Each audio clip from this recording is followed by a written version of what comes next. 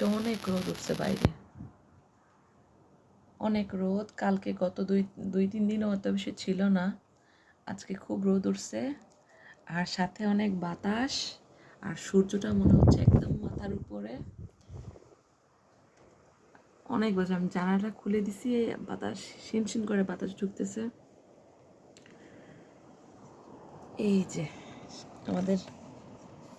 আমার জানালা বরাবর এখানে একটা পেয়ারের গাছ আছে, যদি এটাতে ঠিক মতো পেয়ার ধরে না, অনেক উপরে ধরে একটা দুইটা, সেটা পড়ে যায়, পড়ে গেলে ওই যে কাঠবিড়ালি খেয়ে ফেলে।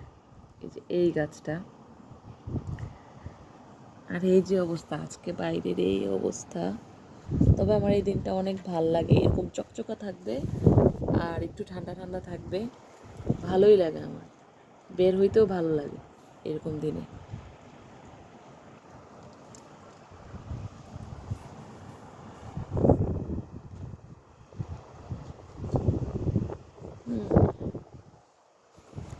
এখন বাজে সকাল 10:15 এরকম বাজে,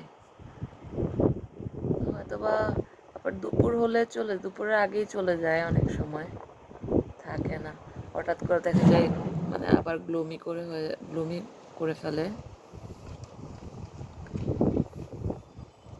সব কিছু মিলাই আজকে ভালো লাগতেছে অনেক দিনটা, শাইনি ডে। আমার বেবিটা ঘুমাচ্ছে, ঘুম থেকে উঠলে ওকে নিয়ে বের হব।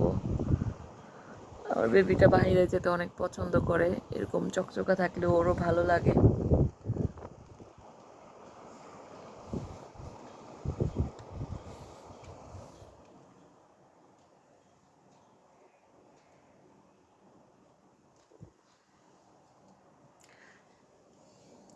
ইংল্যান্ডের ওয়েদারটা আমার কাছে মনে হয় যে অনেকটা মানে বাংলাদেশের মতো কিছুটা। ছোটোবেলায় শুনতাম অনেক ঠান্ডা, অনেক শুধু শীত শীত, বাট গত বছর লাস্ট ইয়ার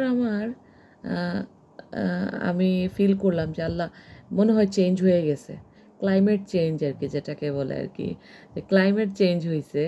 কারণ গত বছর লাস্ট ইয়ারে অনেক গরম ছিল লং টাইম, আমার কাছে অনেক গরম মনে হয়েছে, এবং লং টাইম ছিল, যাচ্ছিল না সহজে।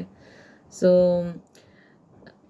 আমার মনে হয় যে ইংল্যান্ডের ওয়েদারটা আমাদের বাংলাদেশিদের জন্য খুব বেশি কষ্টকর না, মানে খুব বেশি ঠান্ডা আবার খুব বেশি গরম এমন না, মানে ঠিক আছে, ঠান্ডা তো থাকবেই, ঠান্ডার দেশ, ঠান্ডা থাকবেই, তার পাশাপাশি মানে সামারটাও সুন্দর। তা আগে শুনেছি, আগে সবাই বলতো যে ছোটোবেলার কথা আর কি, যে সামার নাই বললেই চলে, বাট এখন ক্লাইমেট চেঞ্জ হয়েছে আসলে।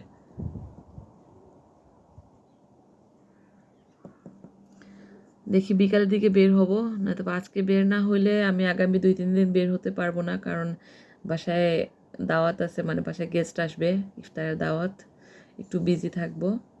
ইনশাল্লাহ 2 দিন পরে বের হব, তখন আবার আপনাদেরকে ভালো কিছু দেখানোর চেষ্টা করব।